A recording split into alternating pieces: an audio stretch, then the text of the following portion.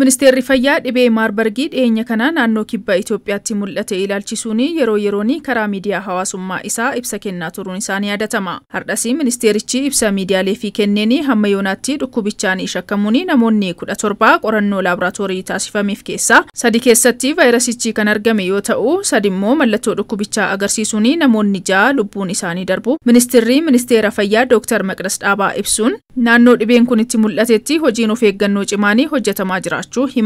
በስድስት ሰዎች የማርበርግ ቫይረስ በሽታ ምልክቶች አሳይተው ህይወታቸው ያለፈ ሲሆን namoonni 6 mallattoon dhukkuba maarbarg irratti mul'achuun lubbuun isaanii darbeera. haa ta'uti kan qorannoo laaboraatooriitiin adda ba'e namoota 3 qofadha. erga weerarichi naannoo kibbaa magaalaa Jinkaatti mul'ate boodas namoota dhukkubicha waliin tuttuqqii qaban addaan baasuunis hojiin bal'aan hojjetamaa jira. ከሁሉም ጋር በማናበብ እየሰራን ያለ ነው. weerarri dhibee kana tuttuqqaadhaan kan darbu kan jedhani ministeerri fayyaa Dr. Maqdas Dhaabaa mallattoon dhukkuba kana bakka itti mul'atetti of eeggannoo cimaan taasifamaa jira jedhu. ministeerichi naannolee waliin qindoominaan hojjechaa jiraachuu kaasuuni hawaasni qulqullina isaa eeguu akka qabu dhaamaniiru.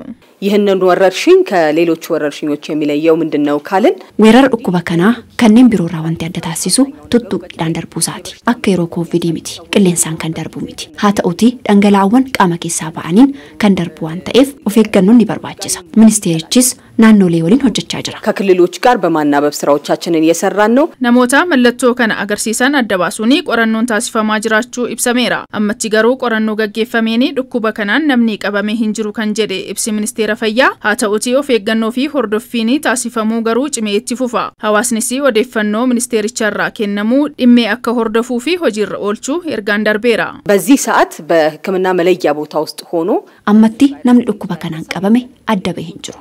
kaan garuu of eeggannoo keenya ni dhaabna jechuu miti. hawaasnis kana otoo hin daganne odeeffannoo ministeerichaa fi instituutii fayyaa hawaasarraa argatutti fayyadamuun of eeggannoo cimaa taasisuu qaba. በደንብ በጥንቃቄ መከታተልና ያንን መተግበር ይኖርበታል ማለት ነው. dhibeen maarbargii humna qorannoo laaboraatoorii keenyaa kan cimsedha kan jedhani ministeerri fayyaa Dr. Maqdas Dhaabaa laaboraatooriin socho'anii guddina isaatiin isa jalqabaa ta'ee qorannoo dhukkuba kanaaf oolu alarraa galuun gara naannichaa deemaa jiraachuus kaasaniiru. የማርበርግ ቫይረስ በሽታ መለየት የሚቻልበትን qorannoo dhukkuba kanaaf laaboraatoorii bifa isaatiin adda ba'ee alarraa galchuun gara naannichaatti ergaa jirra. kun kan ogeessota yaala keenya fayyaa isaanii eeguu fi bu'aa qorannoo dafee beeksisuudha. ላቦራቶሪዎቻችንን ወደዛ ወደ ክልሉ የላክን ያለንበት ላይ ነው ያለነው ዛሬ ማለት ነው. qorichi dhukkuba kana inni jalqabaa of eeggannoo ta'uu kan ibsan ministeera fayyaa Dr. Maqdas Dhaabaa yaaliiwwan akka idil addunyaatti taasifamaa jiranii gara biyya keenyaatti fiduu fi hojjetamaa jiraachuu kaasuun